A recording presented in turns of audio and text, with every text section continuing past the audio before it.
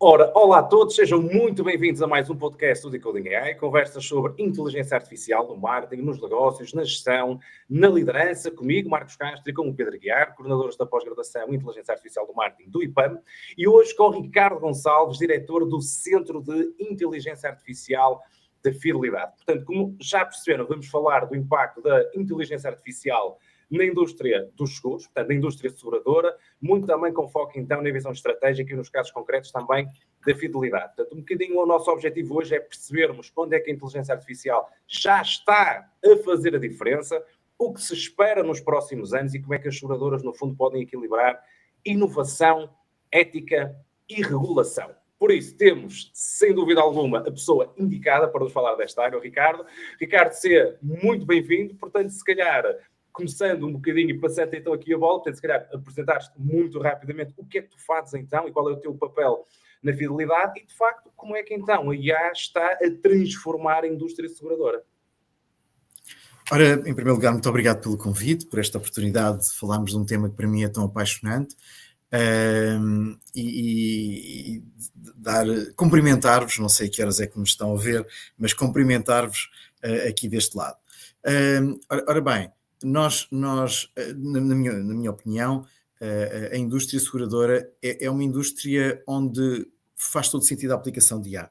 Portanto, tem tudo para que o IA gere bastante valor, especialmente porque hoje em dia, com o grau de maturidade que nós temos em inteligência artificial, é possível já resolver um conjunto bastante interessante de desafios que a indústria seguradora tem.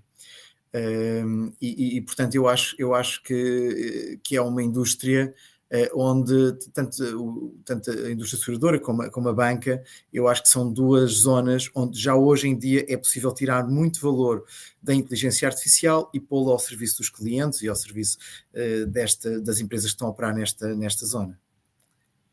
Sem dúvida alguma, e então se calhar deixa-me colocar-te aqui uma questão mais prática, como é, se tu tivesses que falar de alguns exemplos práticos que possas efetivamente partilhar daquilo que a fidelidade está a fazer, ou seja, como é que esta transformação está a ser operada? Em que variáveis, em que frentes?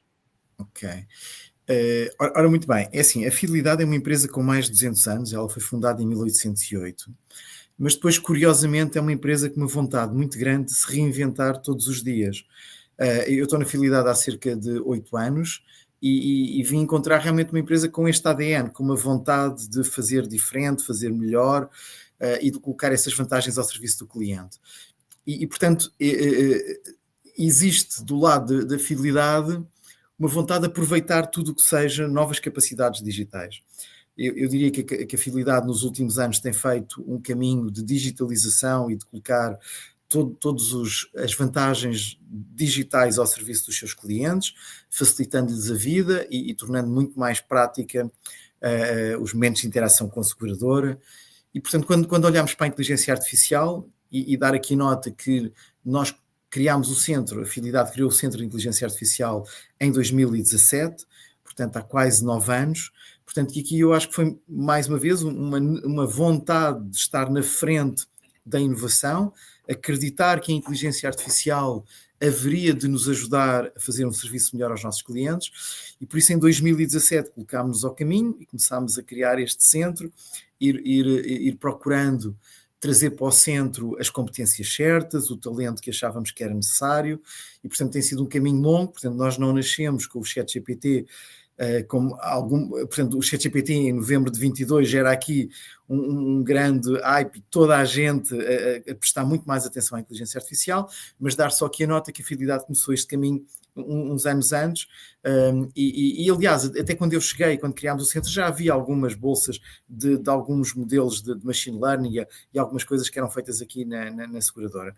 Mas efetivamente eu diria que a indústria seguradora e de igual forma a Fidelidade tem aqui duas grandes zonas de negócio, de interação com os seus clientes, onde a inteligência artificial nitidamente traz benefícios e é possível trazer já. Eu diria que o primeiro é o contacto com o cliente. Portanto, nós sabemos e os seguros são desenhados para quando alguma coisa corre mal, haver alguém que nos possa ajudar quando batemos com o carro, alguém que nos repare o carro e que nos resolva, tire dali o carro, resolva a situação. E, portanto, ou alguém está doente, ou alguma coisa inesperada aconteceu. Portanto, o contacto é uma coisa que tem que ter uma elevada disponibilidade. Portanto, eu a qualquer hora que me acontece qualquer coisa e que eu preciso, e contratualizei uma ajuda, eu preciso efetivamente de a conseguir materializar. E por isso, a área de contacto, portanto, tudo o que hoje em dia é possível fazer através da inteligência artificial, que permite estender os horários de atendimento aos clientes, que permitem reduzir o tempo de espera em contact center. Portanto, quando eu ligo para o contact center e sou atendido de imediato, todas essas tarefas beneficiam os clientes da seguradora. Portanto, melhoram toda a experiência do cliente e geram uma situação de conforto. E nós, há uns anos atrás, tínhamos a discussão, e nós somos muito pelo humanismo e achamos que o nosso contacto com o cliente deve ser uma coisa muito humana, porque muitas vezes as pessoas os nossos clientes estão em situações de alguma fragilidade, bateram com o automóvel, estão numa situação de acidente, às vezes até pessoal, caíram na rua, e portanto sempre achamos que era muito relevante termos uma voz humana do outro lado versus uma voz de bot, uma voz de inteligência artificial.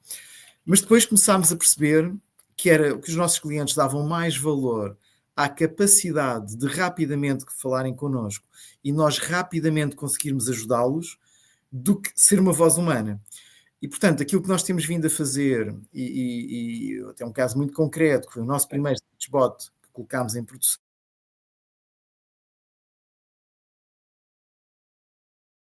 que se chama Maria. Ele é um speechbot que intervém em situações não de acidente, mas de problemas com os veículos automóveis. Portanto, o meu carro não pega, portanto, o meu carro vinha a andar muito bem e sobreaqueceu, portanto, não é uma situação tão grave como um acidente, mas é uma situação de pedido de assistência.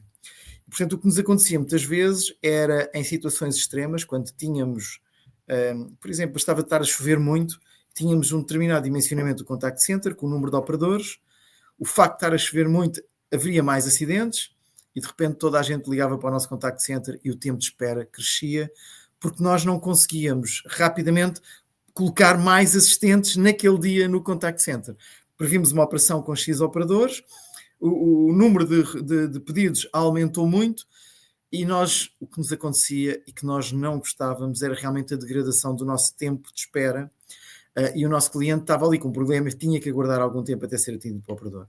Hoje em dia isso já não acontece, portanto temos a Maria, portanto o cliente tem a oportunidade de dizer que não quer, que prefere aguardar do que falar com o assistente virtual, mas a maioria dos nossos clientes prefere ser atendido pelo assistente virtual e hoje em dia temos já um volume muito expressivo de processos que são atendidos end-to-end pelo assistente virtual, pelo speechbot, e que consegue tomar conta daquela situação, consegue inclusivamente determinar qual é a posição geográfica e consegue enviar um auxílio, que habitualmente é um reboque, ou um táxi, ou aquilo que for necessário para auxiliar o cliente. E, portanto, temos vindo a fazer este caminho de melhorar, e nós sabemos, os speechbots funcionam durante a noite, portanto, se alguém ligar às 5 da manhã, tem um speechbot para atender às 5 da manhã, com toda a comodidade, não tem um ser humano a atendê-lo. Dando aqui nota que nós continuamos a dar primazia pelo atendimento humano, por sermos uma seguradora, a maioria dos nossos serviços são feitos por operadores humanos, estamos a colocar, quer na analítica do contact center, quer em alguns serviços onde achamos que o speechbot traz vantagens, quer também estamos agora a iniciar, quando ligarem para a fidelidade desde há semanas, ainda em grupos pequenos, ainda está limitado, estamos a aumentar o volume de clientes que começam a ser impactados com este sistema. Terá um sistema de IVR de voz natural, em que o cliente vai dizer aquilo que pretende fazer connosco e depois será encaminhado para a equipa especializada no tema que o cliente quer tratar connosco. Portanto, deixa de ter que imprimir o 3 ou o 4 ou aquele IVR de números que a pessoa poderia dizer ou poderia carregar no teclado e passa a ter uma conversa com um assistente virtual que vai meramente perceber qual é que é o tema e a seguir passará para um colega nosso que vai atender e vai resolver a situação. Mas, portanto, a primeira nota é realmente o contacto. Para mim, e eu acho que para as seguradoras, o contacto é um asset muito relevante, é uma parte muito importante da operação. Todos nós gostamos de ser bem atendidos, de alguém que nos ouça rapidamente e que depois seja eficaz. Mesmo na analítica do Contact Center, que também com a inteligência artificial que também temos em produção, está-nos a permitir encontrar situações de chamadas mal terminadas, em que a chamada até encerrou, mas quando analisamos os níveis de conversa e percebemos que aquele tema não ficou bem fechado para o cliente, isso está-nos a permitir identificar estas situações e voltar a religar com o supervisor e garantir que aquele tema fica efetivamente corretamente tratado para o cliente. Portanto, a partir do momento que conseguimos ter uma analítica que nos dá acesso às chamadas menos boas da nossa operação, permite voltar a essas chamadas e fazer aqui um reforço e efetivamente o nosso serviço ao cliente, e acho que temos um excelente serviço ao cliente e primamos muito por isso, é o nosso cartão de visita e é a nossa porta de entrada do cliente nas situações em que nós vamos fazer a operação. Portanto, as pessoas, todos nós contratualizamos um seguro e depois há um dia em que vamos precisar de usá-lo.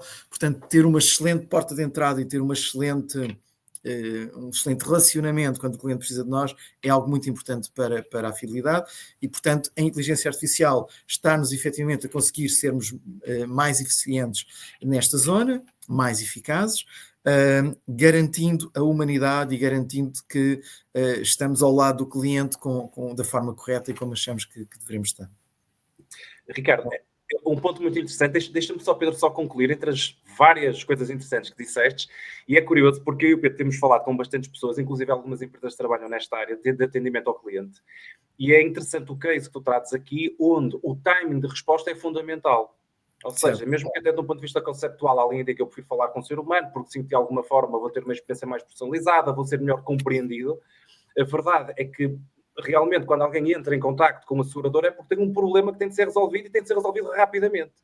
E portanto, na verdade, o timing com que surge este contacto acaba por determinar efetivamente a solução e a experiência que o cliente vai ter. E portanto, acredito eu que o cliente vai conseguir resolver o seu problema, vai ter uma boa experiência, independentemente, lá está, de falar ou não com o ser humano, mas de facto complementam-se ambas as abordagens. Como é que vês isto, Ricardo? Não, a lógica é exatamente essa, é nós complementarmos os nossos colegas. Aliás, há aquela frase célebre de que a IA não vai substituir os seres humanos, mas aqueles que não souberem tirar partido da IA para o ajudar a fazer o seu trabalho, provavelmente serão substituídos por outros seres humanos. Portanto, a questão é um bocadinho esta. O nosso trabalho tem sido muito em ajudar os nossos colegas a ser mais eficientes, e não substituir propriamente os nossos colegas. Aquilo que queremos é efetivamente dotá-los de ferramentas que os auxiliem a fazer o trabalho melhor, e é o que estamos a fazer neste caso.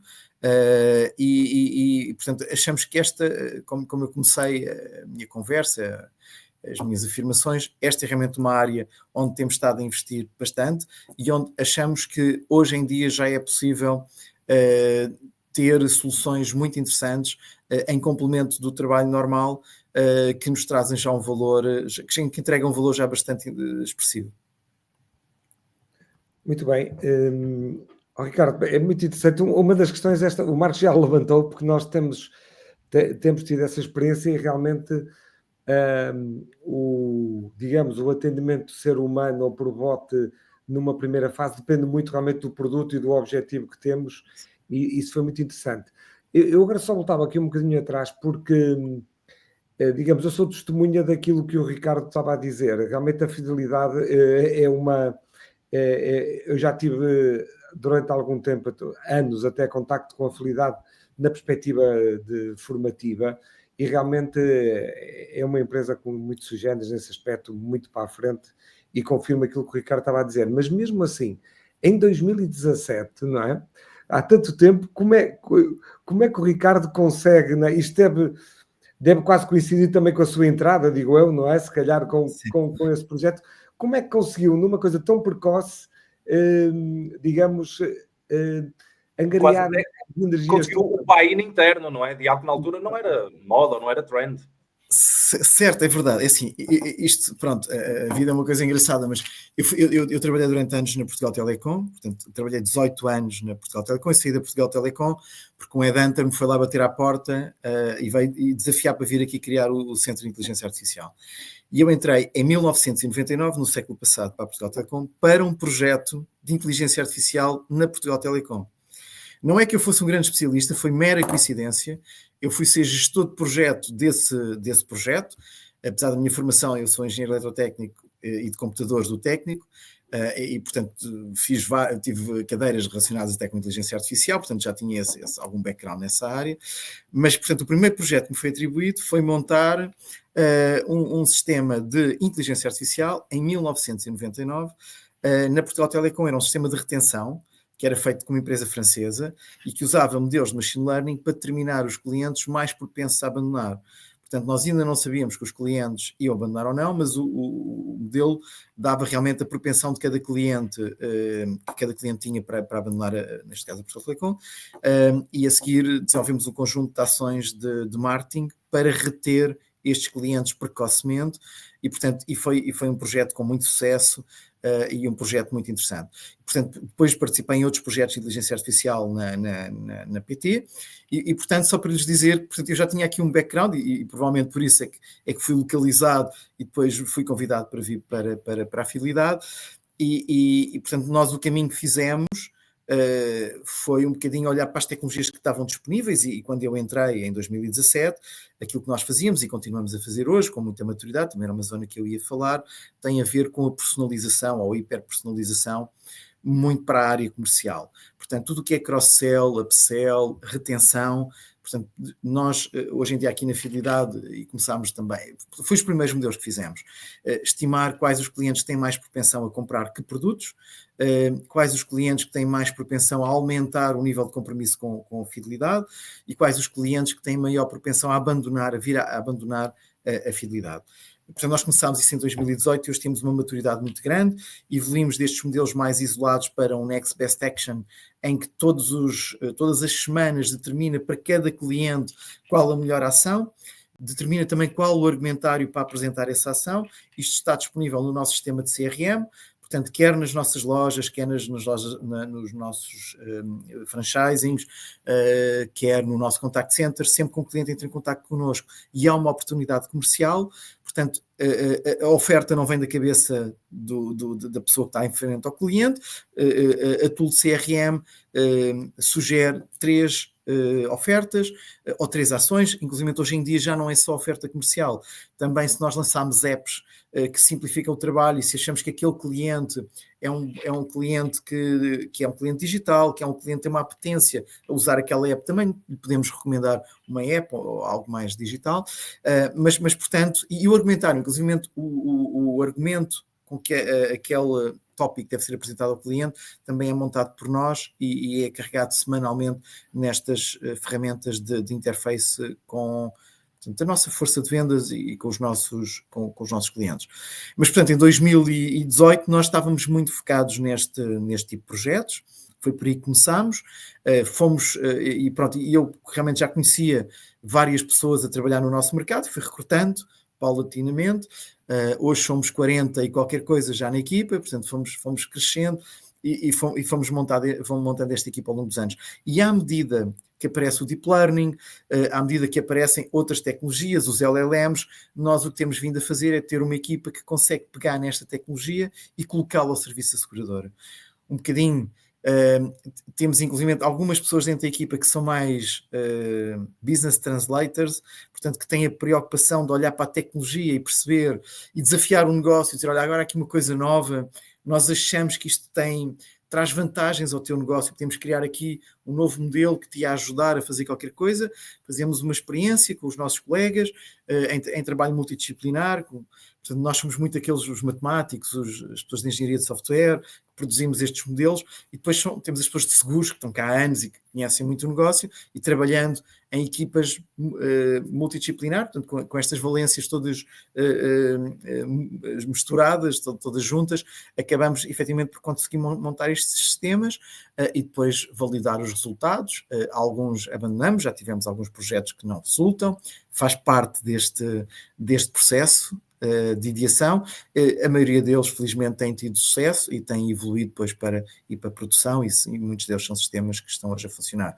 Mas, portanto, também, para além da parte da comunicação, apesar disto também ser um bocadinho de comunicação, mas a parte da adaptação do produto, da personalização das nossas ofertas, da nossa comunicação, ela hoje em dia é feita com modelos de inteligência artificial que nos ajudam, mais uma vez, a não aborrecer o cliente com temas, e aqui é muito a vossa área, não é o marketing, portanto, não aborrecer o cliente com temas que ele não está interessado, mesmo as próprias apps, portanto, um cliente não digital, um cliente com 80 anos que vive em Bragança, é muito provável que não queira saber que temos uma app de investimentos que lhe permite, no telemóvel, no smartphone, gerir toda a sua carteira de investimentos que tem connosco. Portanto, fazemos realmente esta conjugação entre as necessidades e aquilo que são as características dos nossos clientes com aquilo que estamos a fazer em cada dia, e portanto a nossa comunicação acaba por ter essa assertividade, e esse é dos temas mais antigos que nós temos aqui no centro. Ricardo, essa dualidade que falou agora muito bem, acha que culturalmente já faz parte da marca fidelidade? Isto é uma questão que vocês, e neste caso liderada por si, que já conseguiu, digamos, que estar na cultura da própria marca e da própria empresa? Sim, hoje em dia eu acho que posso... É raro nós termos uma reunião até mais estratégica em que estamos com os membros do board e estamos com os diretores todos, em que não haja alguém a falar de um projeto do centro, isto é, a falar de negócio, e diz, olha, estamos a ter muito bons resultados aqui porque estamos a fazer este projeto com o centro. É uma área transversal, não é? É uma área transversal. Isso, portanto, nós temos a responsabilidade, portanto, a Fidelidade é um grupo local, isto é, nós também temos uma empresa de peritagem, de peritos, temos um seguro de saúde que é uma empresa própria, também somos os donos da Luz Saúde, hoje em dia temos 100% da Luz Saúde, e portanto também temos aqui alguma colaboração com a Luz, portanto o centro também colabora com a Luz, mas aqui numa lógica mais de colaboração, mas para dentro do grupo, nós trabalhamos com todas as empresas do grupo Fidelidade, sendo que hoje em dia a Fidelidade está presente em 12 geografias mais Portugal, e nós também trabalhamos com essas geografias numa lógica muito sinérgica. Projetos que fazemos aqui, eles depois são adaptados no Peru, são adaptados em Angola, em Moçambique, em Cabo Verde, em França, em Espanha. Portanto, temos esta responsabilidade de levar também aos nossos colegas das outras geografias, e fazemos isto com muita regularidade. Temos um fórum regular com eles, em que lhes mostramos aquilo que temos feito aqui em Portugal, e depois eles dizem o que é que querem levar para lá, e depois fazemos todo o trabalho de adaptação cultural, linguística, etc., a cada realidade, e portanto a nossa dispersão do ponto de vista de responsabilidades é grande. Mas como eu estava a dizer há pouco, e é uma coisa que me... aliás, eu até vou andar um bocadinho para trás, porque é o que eu costumo dizer, que é, eu quando cheguei, eu era um vendedor. Eu era meramente um vendedor, eu estava sempre a vender o centro. Às vezes os meus colegas brincavam comigo, dizer, pô Ricardo, cala-te lá com o centro, já ouvimos falar, já nos contaste essa história várias vezes, porque imaginem, não é? Quer dizer, eu tinha aqui a responsabilidade de fazer crescer uma nova competência dentro de uma empresa grande, e portanto eu era um vendedor, estava sempre a tentar convencer os meus colegas a fazer projetos comigo. E depois, passado aí uns 3, 4 anos, isto inverteu-se, e eu tive que criar uma área de demand management. E hoje em dia, e porque sou muito orientado ao cliente e tenho sempre um gosto muito grande, um respeito muito grande para os meus clientes internos, e quando me pedem alguma coisa eu procuro sempre responder o mais rapidamente possível, mas chegou uma altura que eu já não conseguia, já não tinha mãos para tantos pedidos, e então tive que ter uma pessoa, neste caso, que trabalha comigo e que registra todos os pedidos e que faz interações com os clientes, para ir dando perspectivas de como é que as coisas estão a andar, e portanto comecei a ter que ter aqui um cuidado na minha fila de encomendas e passar a geri-la. E hoje em dia é muito isso que acontece. Portanto, há alguns projetos que têm que ficar a aguardar, às vezes alguns colegas ficam um bocadinho aborrecidos comigo, porque eu não consigo entregar no timing que eles querem, e como muitos destes projetos têm realmente vantagens, nós muitas vezes fazemos um projeto para uma área e depois começamos a transversalizar para outras. Aliás, isto tem sido muito o nosso modus operandi. Fazemos numa área, mostramos os resultados a toda a gente e a maioria das vezes outros dizem, também quero, quando é que me consegues entregar isto na minha área? E às vezes tem alguns colegas meus, Ricardo, eu precisava muito disto aqui a trabalhar, ainda não conseguiste me entregar, vê lá, pronto. É algo que começa a acontecer. E depois, como eu estava a referir, em muitas reuniões, são apresentados projetos que são projetos de negócio, não são projetos de inteligência artificial, são projetos de negócio e o que é dito é o resultado que tivemos como processo de negócio foi bastante favorável porque tivemos aqui a intervenção do Centro de Inteligência Artificial e através dessa capacidade conseguimos um resultado superior ao que estávamos à espera e, portanto, esse tem sido o nosso cartão de visita que muito nos orgulha e que nos ajuda, obviamente, que nos tem ajudado a crescer e que nos tem ajudado a acreditarem em nós e que nos tem ajudado a fazer mais projetos. Portanto, Pedro, a resposta é um bocadinho, ele está transversalizado, começa a fazer parte natural do que nós fazemos. Obviamente que hoje, depois de novembro de 22, com o surgimento de Generative AI, é muito mais fácil falar de inteligência artificial, não é? E, portanto, também nos ajuda. Mas efetivamente eu acho que é mais as provas dadas nos projetos que temos vindo a fazer que fazem com que hoje em dia na fidelidade a inteligência artificial é mais uma commodity, é algo que tentamos usar para ajudar os processos de negócio. Marcos, desculpe Ricardo, que tinha acabado. Não, eu agora deixo com vocês. Eu acho que há aqui mais uma área onde nós temos vindo a fazer um trabalho também muito forte. Podemos ir para outra zona ou eu posso falar de mais uma área. Vejam como é que querem conduzir a conversa. Eu tenho uma pergunta para te fazer, mas que na verdade está perfeitamente para essa área que tem só a ver com isto, Pedro. Até nem sei se era um bocadinho isto que tinhas pensado também, que é quando nós falamos em recrutar talento e falamos, por exemplo, há pouco, Ricardo, falaste da área das vendas ou do atendimento ao cliente. Como é que estes colaboradores, como é que estas pessoas, por exemplo, como é que um vendedor, nós agora chegamos à beira dele e diz, olha, tu tens aqui exatamente o que é que tu vais propor ao cliente. Como é que ele se relaciona quando, de facto, lhe é dito quase o que é que ele tem de fazer? Ele vê, por um lado, que o potencial é grande, que ele pode focar verdadeiramente em criar conexão, relação com a pessoa e, portanto, sente-se empoderado, ou pelo contrário, sente-se ameaçado, sente que aquilo que ele está a fazer pode ser substituído. O que é que acontece? Como é que tu vês isto? Eu vejo isso como parte deste processo. Isto é, eu acho, e eu já tenho uns anos de empresas grandes, e eu já vi várias empresas e várias equipas torcidarem projetos. Portanto, as pessoas, quando não estão confortáveis com alguma coisa que está a acontecer, vão fazer tudo para que esse processo não seja para que esse projeto ou esse processo não seja um sucesso. Portanto, sendo conhecedor disso, ainda mais numa área de inteligência artificial que gera sempre aqui pelo menos algum receio, alguma necessidade de olhar com atenção, desde o dia zero que eu achei que era muito importante nós termos efetivamente um cuidado em sermos muito esclarecedores e sermos muito transparentes e sermos capazes de, primeiro, sermos equilibrados, trabalhar aquilo que estávamos a dizer, que é não vamos substituir as pessoas, vamos ajudá-las a fazer mais. Portanto, aquilo que nós temos feito é envolver as pessoas desde o princípio. É envolver os vendedores desde o dia zero que estamos a pensar o projeto, para lhes dizer, estamos a pensar isto. O que é que vocês acham? Acham que vos pode ajudar? Nós temos realmente aqui um guia que eu posso usar quando eu quiser, mas que me pode dar até umas dicas, eu até posso não ler o que lá está, mas pelo menos fico com uma ideia de qual é que é a abordagem, depois até uso a minha técnica. Não, isso era fantástico.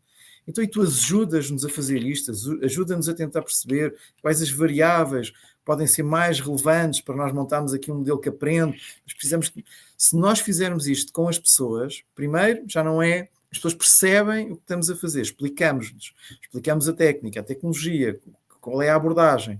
E pedimos-lhe ajuda, pedimos que eles, do conhecimento deles, nos ajudem a fazer um melhor trabalho. E no final, quando apresentamos os resultados, não apresentamos como trabalho do centro. Apresentamos como trabalho de uma equipa em que aquelas pessoas das outras áreas trabalharam connosco e são tão responsáveis como nós pelo sucesso daquele projeto. Portanto, quando nós conseguimos trazer este respeito e esta capacidade, estarmos todos no mesmo barco e no mesmo projeto, acho que ajuda a reduzir esse efeito que vocês estavam a falar. Isto é, as pessoas sabem que têm aquilo, não são obrigados, mas têm um auxiliar, têm algo que os ajuda. E mais ainda, algo que foi construído com eles e algo que foi construído de acordo com a opinião deles. Portanto, eu acho que esta é a forma correta de lidar com estes temas e este é o caminho que nós temos vindo a fazer e que eu acho que é o que faz sentido e connosco tem funcionado bastante bem. E que é cultural, não é? No fundo, Ricardo, o que acabaste por referir é cultura, não é? O que é cultura organizacional? Isso. E obviamente, e como eu dizia, e o Pedro reforçou e bem, apesar de eu ter encontrado um grande acolhimento por experimentar coisas novas, portanto as pessoas estavam e continuam a estar muito entusiasmadas em tudo o que é a tecnologia e podemos fazer as coisas melhor, mas depois há sempre realmente a mudança. Nós seres humanos temos sempre alguma resiliência à mudança, a maioria de nós vê sempre a mudança com algum risco. E, portanto, esta gestão da mudança, e posso-vos dizer, eu quando criei o centro em 2017, eu discuti, e posso dizer que para mim também foi um desafio pessoal, né? Criar um centro de inteligência artificial em 2017, será que vou ser capaz? Será que estamos na altura certa? Portanto, foi realmente assim um desafio. E com referências e benchmarks, se calhar, isso. Não tiveste praticamente, foi quase ground up. Isso, criar de raiz, não é? Mas dizer-vos que, portanto, eu achei que precisávamos ter 3 áreas, o centro nasceu com 3 áreas e hoje em dia mantém-se, hoje tem maior cardinalidade, já tem mais áreas, já as áreas começaram-se a subdividir, mas pelo volume de pessoas que começa a ter, mas os princípios mantêm-se genericamente os mesmos, que é uma área de competência, portanto, onde nós temos data scientists, hoje AI engineers, e, portanto, temos a competência técnica de inteligência artificial, mas depois eu achei que precisávamos ter uma área de dados para inteligência artificial. Portanto, eu tenho uma equipa de data que é data para inteligência artificial, não faz reporting, não faz o que habitualmente se faz na área de data, eles trabalham lado a lado com os data scientists e preparam, garantem que quando os data scientists precisam de dados, os dados estão prontos para que eles utilizem. E depois fizemos outra área que é uma área de change management. Portanto, temos uma área preocupada com a gestão da mudança. E quando fazemos um projeto, esta área acompanha o projeto para além da realização tecnológica. Portanto, habitualmente um projeto nasce, tem uma conceptualização, depois tem uma concretização e o projeto começa a operar. Mas mesmo quando o projeto está a operar, é preciso acompanhá-lo. Portanto, hoje em dia, inclusive, trabalhamos numa lógica de produto, em que estas coisas depois evoluem com roadmap de produto, etc. Mas durante muitos anos, a lógica era acompanhar e garantir que havia um grupo de profissionais que não são data scientists, não são especialistas de AI, são especialistas de change management. Portanto, o rolo é diferente, mas que fazem esta conversão cultural, como estavas a dizer, Marcos, em que culturalmente ajudam e têm esta preocupação cultural de inteligência artificial.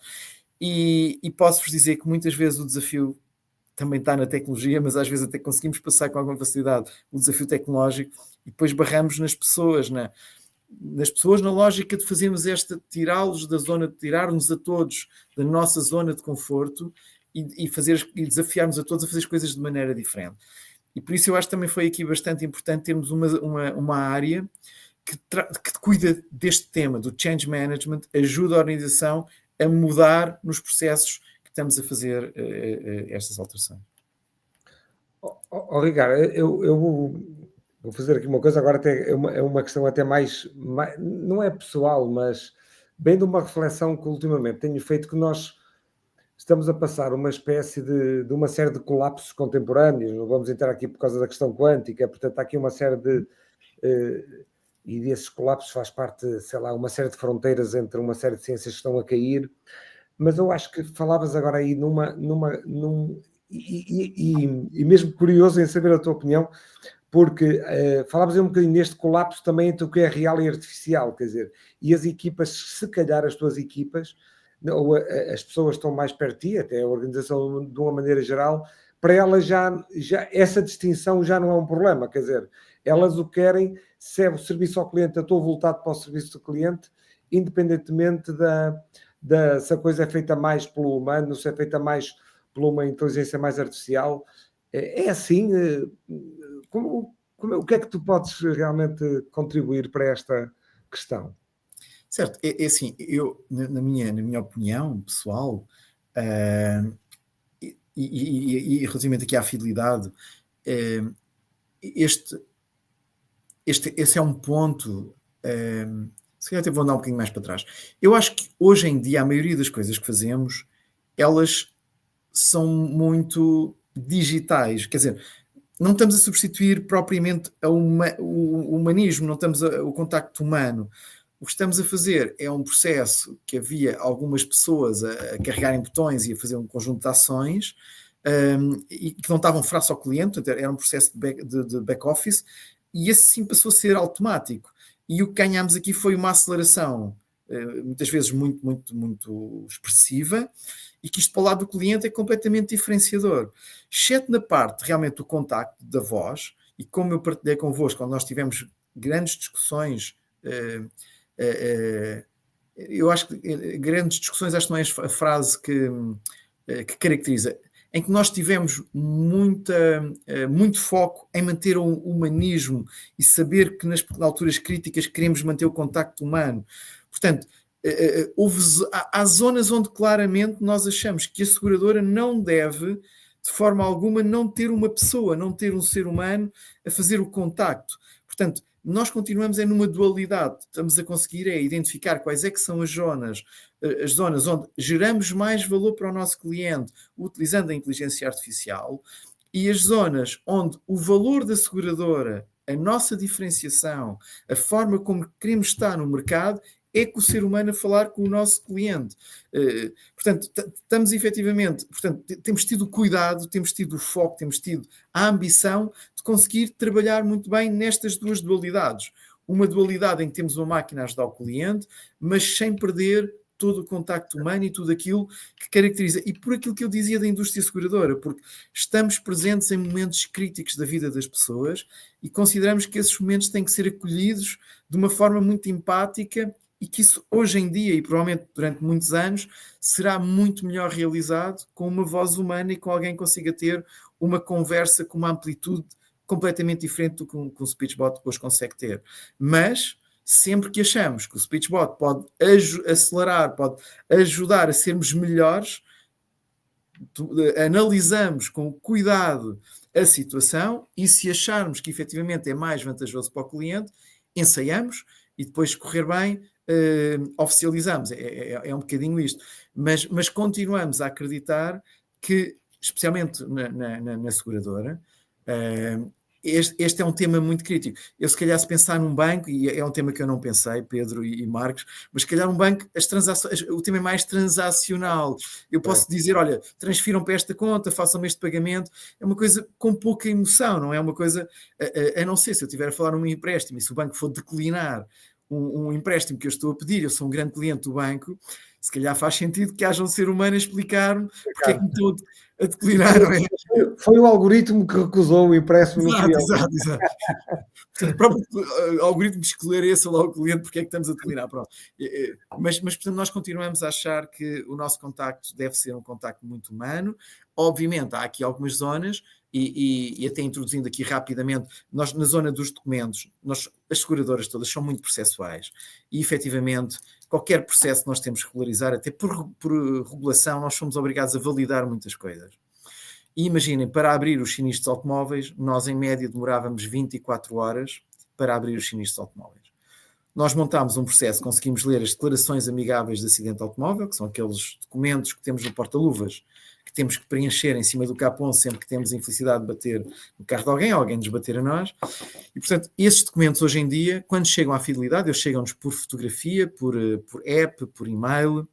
Mas quando chegam à fidelidade, eles já não são tratados por seres humanos. Eles têm modelos de inteligência artificial em que fazem a segregação do documento em várias partes, leem o documento não lê na íntegra, não precisamos para abrir o sinistro ler todos os pormenores, mas lê toda a informação necessária para abrir o sinistro. E hoje em dia 62, em média isto vai variando entre os 60 e 65, mas a média são 62 e qualquer coisa, digamos 62% destes documentos são lidos sem qualquer intervenção humana. Isso fez com que nós passássemos de uma média de abertura de sinistro de 24 horas para 5 minutos. Portanto, nestes 62% automáticos, que são lidos sem intervenção humana, eles são, portanto, são recebidos de forma digital e o que acontece hoje em dia é que 5 minutos depois o cliente recebe a nossa resposta. Imagina, validamos que o seguro está pago, validamos que aquela cobertura existe, validamos que está tudo certinho e nós conseguimos fazer tudo isso em 5 minutos. Eu sou testemunha disso. Um impacto significativo na experiência do cliente. Isso. E hoje em dia isto significa mandarmos um SMS com uma morada de uma oficina em que sugerimos que o cliente, já vimos até a disponibilidade da oficina e dizemos, olha, dirija-se a esta oficina às tantas horas e já tem até uma reserva, se não puder ser nesta hora ou nesta oficina, por favor entre em contacto connosco para fazermos uma remarcação. Mas, portanto, todo este processo em 5 minutos para o cliente é uma diferença muito, muito grande. Portanto, esta é outra zona, portanto, todos os processos que envolvam documentos, nós através de Computer Vision, e nós temos várias técnicas, fomos desenvolvendo várias tecnologias, inclusive a DA tem um grande desafio para nós, porque ela vem dobrada, e portanto, quando tiramos a fotografia, ela vai arquear, e quando tentamos usar o posicionamento das caixas para fazer a leitura, não conseguimos, temos que, primeiro, determinamos qual é que são os índices de curvatura para depois fazer uma projeção para aquela DA onde é que está cada caixa, para a seguir ler e saber que aquela é a caixa do contribuinte e que está um bocadinho deslocada devido àquela curvatura. Mas hoje em dia lemos um número muito expressivo de documentos e cada vez mais, com modelos desenvolvidos por nós, com modelos dos cloud providers também, em alguns casos também utilizamos, agora com os LLMs que nos permitem fazer interpretações mais completas do texto, portanto hoje em dia já é possível pegar um texto num relatório médico e extrair informações do relatório médico através das LLMs, portanto temos vindo a fazer aqui um trabalho muito extenso e que transversaliza muito, isto é, estamos nos seguros de automóvel, estamos no ramo de saúde, estamos nos acidentes pessoais, estamos nos acidentes de trabalho, porque todas estas áreas têm muitos processos e esta tecnologia nós rapidamente, com alguma adaptação, conseguimos adaptá-la a processos dos nossos colegas destas áreas e conseguimos acelerá-los. Conseguimos torná-los mais rápidos e conseguimos torná-los mais eficientes. Muitas vezes conseguimos também que haja menos custo no tratamento destes tópicos e fazer com que nós libertamos algumas pessoas que estamos a colocá-los, como vocês diziam há pouco e bem, depois na interação com o cliente, a conseguir aumentar a nossa relação humana com os nossos clientes. Só fazendo um comentário, já agora, Ricardo, estes últimos 10, 15 minutos são uma autêntica lição de marketing, não é? Porque ao fim e ao cabo tudo isso, e o resumo é, o que é mais importante para vocês é o valor para o cliente. Depois o processo que está por trás, vocês, não é? Decompõem-o conforme realmente esse objetivo que se mantém, se calhar, para ti desde a PT, não é? Portanto, sempre que, o objetivo é sempre o mesmo. Agora, as ferramentas que temos hoje ao nosso dispor é que são diferentes. Muito bem, excelente. Já agora, fazia então, ao Marcos, fazia só aqui uma pergunta um bocadinho já mais, que é, e a questão dos agentes? Isto já é uma questão, digamos, já, como é que eu ia dizer, já estão muito nesse caminho, mas realmente era interessante perceber a tua opinião, e esta questão agora da atividade, da inteligência artificial agêntica, ligada com os agentes, é uma coisa que já seguramente também já tens pensado. Sim, nós já temos alguns agentes a operar, até em produção, ainda numa lógica um bocadinho isolada, já numa lógica autónoma, mas não de orquestração, com os MPCs, portanto, tudo aquilo que agora temos vindo a falar, ainda é um tema que estamos a explorar, sendo aqui muito franco, e como gosto de ser sempre, portanto, tudo aquilo que eu vos falei são processos que estão efetivamente em operação, em produção, são muitos modelos desenvolvidos por nós. Nós estamos a ser cautelosos com os agentes, estamos a fazer um processo de avaliação já há uns meses, e estamos ainda a definir a nossa estratégia. Amanhã vamos ter até uma reunião mais estratégica sobre o tema agentes. Pedro, disseste bem, nós já fazemos um bocadinho isto, não usamos, são as tools que surgiram agora. Este é um desafio que temos constantemente, que é a volatilidade tecnológica que esta área tem. Nós usamos uma tecnologia passado um mês ou uma semana, surge uma coisa que faz exatamente o que passámos aqui 3 ou 4 meses a fazer, e agora se calhar até faz melhores do que nós, mas habitualmente eu tenho uma vantagem, porque aquilo que eu fiz não tem custos. Eu não vou ter que pagar cada vez que evoco para fazer qualquer coisa. Eu posso transversalizar para todas as empresas do Grupo Fidelidade a custo zero, ou quase zero, não é? Porque não tenho que pagar uma FII ao dono daquela tool. Portanto, muitas das tools que eu tenho hoje em dia que foram desenvolvidas em nós são assets nossos e continuam a ter esta vantagem. Não têm royalties, não têm que pagar pelo consumo delas. Outras realmente têm desempenho muito melhor e acabamos de ter que subscrever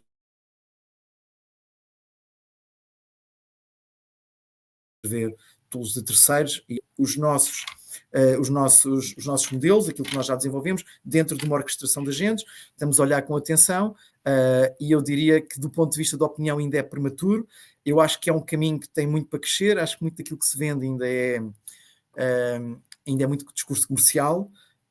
Acho que ainda precisamos ganhar aqui mais alguma maturidade para conseguir ter uma ideia mais concreta do que é que vai ser o tema do Agentic AI, mas obviamente não podíamos deixar de estar a olhar para o tema com muita atenção e algum investimento para termos a certeza que se houver aqui vantagens, que conseguimos tirá-las para proveito dos nossos clientes.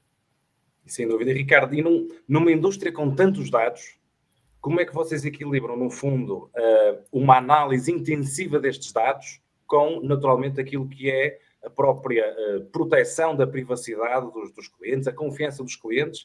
Ou seja, porque quem nos está a ver ouvir, tal como, por exemplo, há bocado falavas na questão bancária, não é? De facto, ou seja, um banco conhece toda a nossa vida, não é? Tal como, por exemplo, uma indústria, uma empresa que trabalha na área seguradora também terá um conhecimento aprofundado. Portanto, como é que vocês regulam e equilibram estes pratos da balança? Certo. Assim, eu acho que temos aqui a vantagem de sermos uma indústria, altamente regulada. Como vocês sabem, a indústria seguradora, como a banca, são duas indústrias em que o regulador é um regulador muito atento e que está constantemente com essa preocupação. Por outro lado, e a indústria seguradora nós não temos assim tantos dados quanto isso, isto é, os seguros, se pensarmos bem, tem 2 momentos, quando nós pagamos ou temos um sinistro. Habitualmente um cliente tem um sinistro de 10 em 10 anos, para o nosso bem. Portanto, quanto menos contacto connosco tiverem, melhor. Portanto, o pagamento hoje em dia é um débito bancário, portanto, efetivamente, ao contrário dos bancos, em que tudo aquilo que nós fazemos hoje em dia passa no nosso cartão de crédito, ainda mais quando deixamos de usar o dinheiro físico, não é? As notas e as moedas, e passamos a usar o dinheiro digital. Isso deixa realmente imensos registros, imensas migalhas digitais do que é que andamos a fazer, onde é que compramos. Pronto. Nos seguros não é tanto assim, obviamente que as pessoas têm carteiras de seguros que nos permitem perceber quais os tipos de preocupações, mas para dizer que não é assim tanta informação, não há assim uma exposição tão grande à vida do cliente nos seguros como noutras áreas. Mas mesmo assim, a Fidelidade, obviamente, tem mecanismos de proteção dos dados dos seus clientes e nós, no centro, temos um respeito muito grande. Eu, por acaso, ainda hoje de manhã me perguntavam, tive um pequeno almoço com várias, na área de inteligência artificial, e alguém dizia, era uma empresa espanhola, e alguém espanhol dizia, então, mas como é que vocês fazem? Se houver algum risco, vocês têm algum acelerador para lidar com o risco? E eu dizia, não, quando há risco nós não fazemos. Portanto, a inteligência artificial tem tantas zonas onde não há nenhum risco, em que de forma alguma melindramos os dados do cliente, em que nós temos trabalho para fazer com vantagem para o cliente. Portanto, o que fazemos é ausentamos-nos das zonas que têm risco. Fazemos uma avaliação de risco, se tem risco abandonamos, não estamos interessados. Portanto, há muitas coisas que poderíamos estar a fazer que não estamos a fazer, porque achamos que poderíamos estar a tocar em zonas onde de alguma forma seriam dados de cliente ou dados que podiam de alguma forma ter algum tema de privacidade. Portanto, sempre que esses temas poderiam vir a existir, nós não fazemos projetos que tenham essas características. Portanto, tratar as DAAs é exatamente o que os nossos colegas faziam, portanto, é pegar na declaração amigável e tratá-lo exatamente como um operador de uma fila de trabalho, em que tem que realmente fazer um conjunto de validações, e é isso que nós estamos a fazer. e achamos que esse é o caminho a fazer e como o Pedro dizia há pouco, o nosso foco realmente é o nosso cliente e é fazer um trabalho melhor para o nosso cliente, porque isso é o que vai fazer o nosso cliente gostar mais da nossa empresa, ficar mais ligado a nós e acreditar que nós estamos mesmo cá para o ajudar quando ele precisar de nós e que temos os canais certos, a velocidade de contacto que ele necessita, a comodidade de poder ligar à hora que lhe dá mais jeito e sermos assertivos nas respostas, sermos concretos, rápidos, eficientes. Eu acho que isso é o que nos permite distinguir no nosso mercado e acho que é nesse sentido que estamos a orientar todo o nosso esforço e aí queremos estar cada vez mais com a inteligência artificial. Sem dúvida, Ricardo. E já agora, olha, aproveito aqui, porque estamos mesmo já em jeito de conclusão, portanto, uma questão que é algo que partilhaste, inclusive antes do podcast, tinha a ver com o AI Act e como é que tu vês, no fundo, a regulação e o AI Act, ou seja, se é algo que ajuda a criar confiança, segurança, ou se, pelo contrário, pode ser um travão à inovação, principalmente dentro deste contexto europeu onde estamos. Certo. Eu acho que não é... Eu acho que o AI Act é algo muito benéfico. Acho que todos nós precisamos. Eu acho que até, se calhar, precisamos de regular até um pouco mais. Portanto, sou aqui um bocadinho contrário àquilo que ouvimos dizer. Aquilo que eu sinto é que há uma ausência de uma estratégia de inteligência artificial europeia. Isto é, eu acho que ao lado do AI Act, nós deveríamos ter uma zona de promoção, de incentivo, de estratégia, e esta estratégia devia começar nos 10 anos. Nós começámos a mostrar aos miúdos as vantagens de aprender Python, de aprender o que é a inteligência artificial, mostrar à nossa força futura o caminho que eles deverão seguir para tornar uma Europa mais capaz nesta área. E eu acho que aí nós estamos um bocadinho atrasados.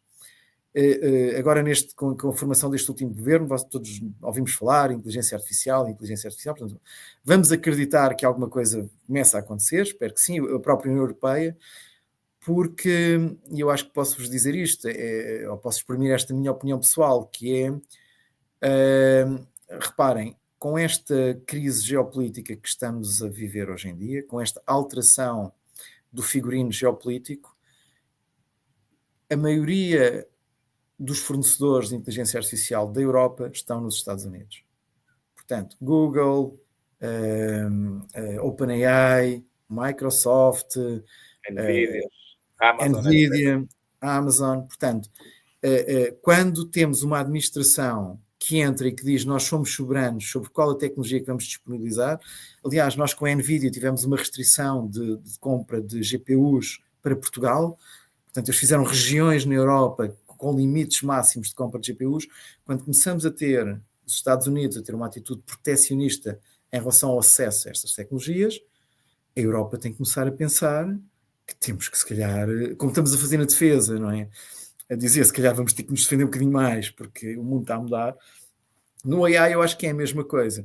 E, portanto, o que eu diria, e respondendo, Marcos, não acho que o AI Act seja um problema, acho que o AI Act tem que existir, e até acho que, se calhar, devíamos ter uma regulação AI que devia olhar mais para as redes sociais e para algumas coisas de inteligência artificial que se fazem dentro de redes sociais, que eu ainda não percebo muito bem como é que o AI vai gerir esse tema, se calhar vai gerir menos bem, que é um tema que me preocupa, a manipulação da opinião de massas, etc.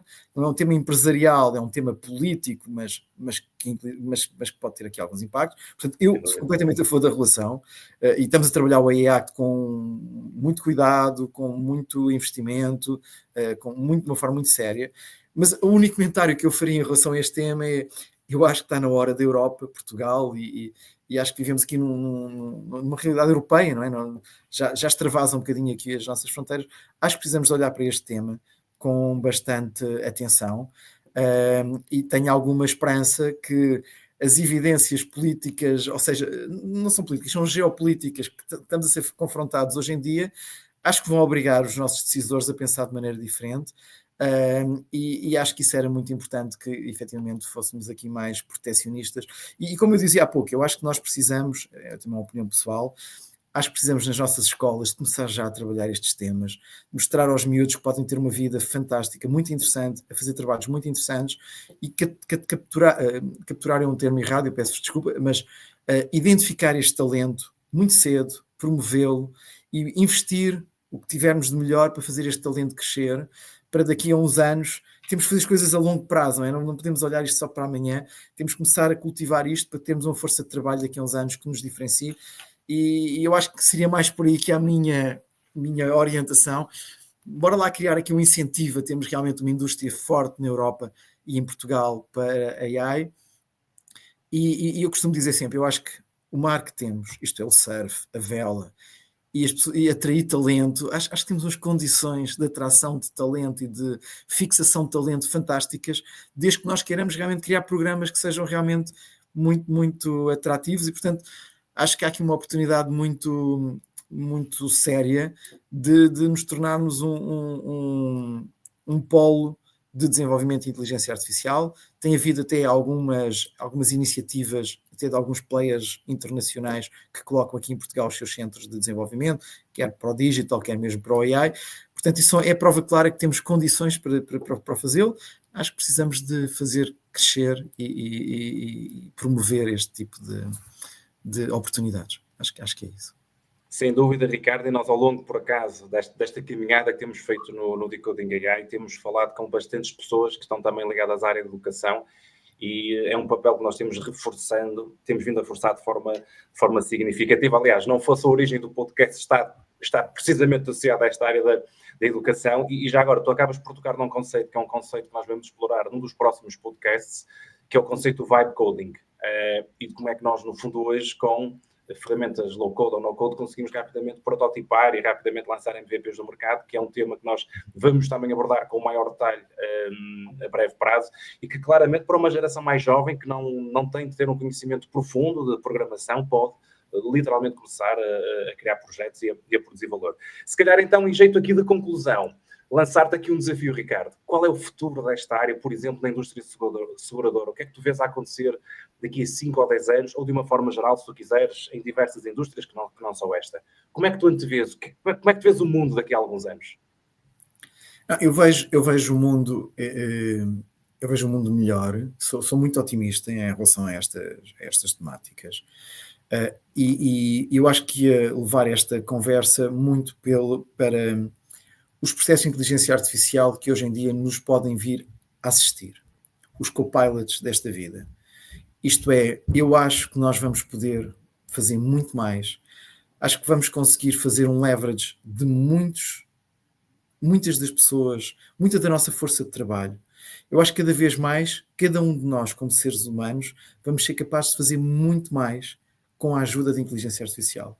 Eu antevejo, dentro de 5 anos, se eu quiser trocar, imaginem, o óleo ao meu carro, um exemplo, ou a um barco, que eu nunca vi o motor do barco, eu vou ter um sistema de inteligência artificial que me vai guiar, que me vai fazer um tutorial, e eu vou, com facilidade, conseguir fazer aquele procedimento que era algo completamente impensável, e conseguir aceder a uma tarefa que para mim era inimaginável há uns anos atrás. Profissionalmente, eu hoje muitas vezes consigo fazer traduções de línguas que eu nunca imaginei, porque uso o ChatGPT e simplesmente pego um documento que recebi numa língua que eu não conheço uma palavra, mas aquilo até pode ter erros de tradução, mas pelo menos o conteúdo principal do documento ficou logo claro, e eu faço isto num par de minutos. Eu acho que nós vamos conseguir fazer coisas, e pessoas que não têm informação para fazer determinados atos vão ser capazes de fazer coisas que nunca imaginaram. E isso vai ser graças ao AI. Nós vamos ganhar aqui, vamos ser augmented, vamos conseguir fazer mais do que alguma vez pensámos. Acho que a forma como vamos aprender vai ser diferente, e essa vai ser a revolução que vai tornar todo este mundo muito mais agradável, e eu acho que vamos ter todos muito para fazer, porque vamos ser capazes de fazer muito mais coisas, portanto, acho que isso vai ser o que vai ser mais diferenciador, e acho que isso já começou, e acho que ainda não estamos atentos o suficiente para perceber, e acho que as organizações têm que estar também muito atentas a como é que levam a sua força de trabalho a conseguir tirar vantagens deste novo mundo, que é os assistentes, como é que eu vou assistir os meus colaboradores para que eles sejam mais eficazes e eficientes nas suas tarefas. E eu acho que este é realmente algo muito diferenciador. E Marcos, desculpa-me, não sei se era para aqui que querias ir, mas eu acho... É o que fizer sentido, claro que sim. Eu acho Aliás, que este vai ser... é bom essa perspectiva otimista, porque algumas vezes acabamos por ter um pouco o contrário também, portanto, e temos sempre visões diferentes, claro que sim. Esta é a minha visão, e é otimista, sou uma pessoa otimista, e mantenho muito otimista em relação a isto. Já agora... É exatamente igual, eu também penso assim, exatamente. Eu também sou otimista e também acho que temos muito mais a ganhar do que realmente a perder. Agora, saibamos nós aproveitar e saibamos nós, digamos, utilizar, como ao fim e ao cabo ficou aqui explicado muito bem pelo Ricardo ao longo de toda esta conversa, não é? Há valores que se mantêm, né? Como no marketing o valor do cliente, como na sociedade ou na geopolítica conseguimos construir algo que leva que o mundo funcione melhor, digamos assim, e temos hoje uma ajuda que nos pode realmente potenciar e levar para um, digamos, até um domínio da abundância que nós até nem estávamos muito habituados.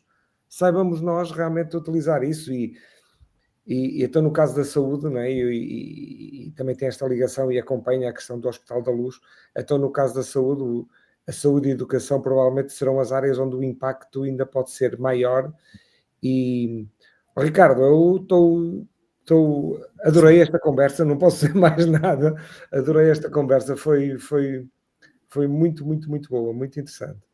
Eu há uns anos atrás li A Abundância, do Peter Diamandis, e portanto mudou muito a minha visão do mundo. Obviamente, muito daquelas coisas ainda, o livro já tem uns anos, e eu acho que paulatinamente muitas estão-se a concretizar, muita da visão da abundância, a ciência e a tecnologia a resolver os problemas do mundo, e eu acho que com algumas dificuldades, alguns solavancos, eu acho que esse é o caminho que estamos a percorrer, e portanto acho que esse é o caminho que temos. Desculpa, quando ele dizia que nós íamos viver mais de 100 anos, não é? Nós ficávamos assim um bocado...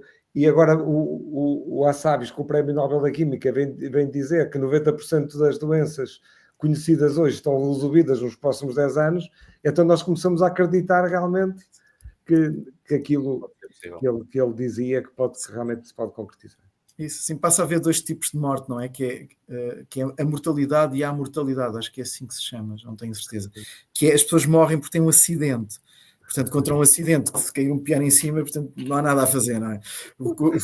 Mas depois doenças deixa de produzir mortalidade, porque esse tema fica resolvido. Eu também agradeço imenso o vosso convite, foi um gosto, também gostei imenso da conversa, foi uma conversa muito natural e muito fluida. Espero que também os vossos ouvintes tenham ido ao encontro do seu interesse e muito obrigado pelo vosso convite e por esta Seguramente que sim. Ricardo, muito obrigado pela tua disponibilidade. Para quem nos está a ver ou ouvir já sabe, subscrever o nosso canal do YouTube, seguir a nossa página do LinkedIn, tal como no Spotify. Muito obrigado, Ricardo. Acho que foi super interessante, cheio de sumo para quem nos irá ouvir e ouvir, e seguramente com muitos benchmarks para outras indústrias que não são a indústria seguradora. Portanto, uma vez mais, muito obrigado e até breve. Obrigado, Ricardo. Adeus.